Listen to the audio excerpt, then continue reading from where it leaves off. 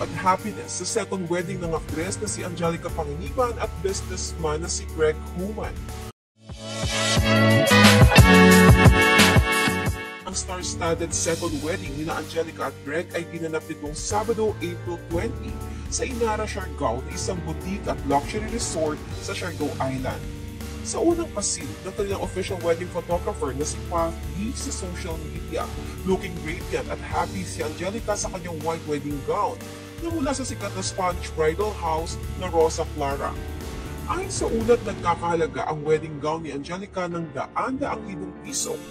Bumagay naman ang wedding gown ni Angelica sa kanyang simpleng make-up na gawa ng kilalang celebrity makeup artist na si Denise Ochoa. Habang lalong lumitaw ang natural na ganda at angelic face ni Angelica sa kanyang bridal hairstyle na isang slick up bloom. Sa kabilang banda, looking radiant din ang groom na si Greg sa kanyang beige suit. Samantala, sa mga larawan at videos na ipinost sa social media ng kanilang official wedding photographers at mga bisita, makikitang naging solemn at napaka-romantic ng wedding ceremony ni Angelica at Greg.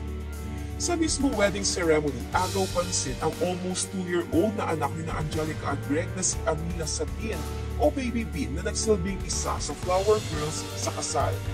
Sa isa pang hiwalay na video na viral sa social media, makikitang aliw na aliw ang mga bisita habang chini-cheer up si Baby Bean na magpatuloy sa paglalakad sa aisle papunta sa kanyang daddy Greg. Uwing din ang matron of honor ni Angelica na si kapuso actress Glyza De Castro at maging ang kanyang mga bridesmaids na mga best friends niyang sina Kim Chiu at Bella Padilla. Hanggang sa oras na nga ni Angge na maglakad sa aisle. Sa ilang videos, makikitang hindi napigilan ni Angelica na maging emosyonal habang naglalakad patungo kay Greg. Maging ang mga bisita na pawang mga malalapit na kaibigan niya sa loob at labas ng showbiz ay hindi rin mapigilang maluha habang pinapanood si Angelica.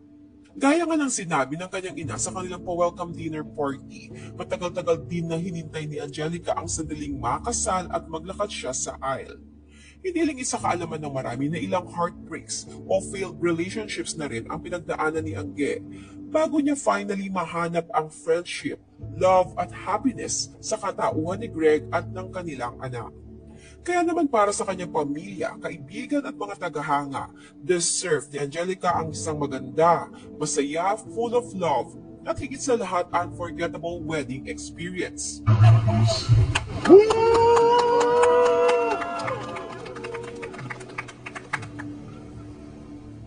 Sa huli, sinelyuhan ni Angelica at Greg ang kanilang pangako ng pagmamahalan sa pamamagitan ng isang halik, habang ang backdrop ay ang napakaganda at romantic sunset ng Siargao.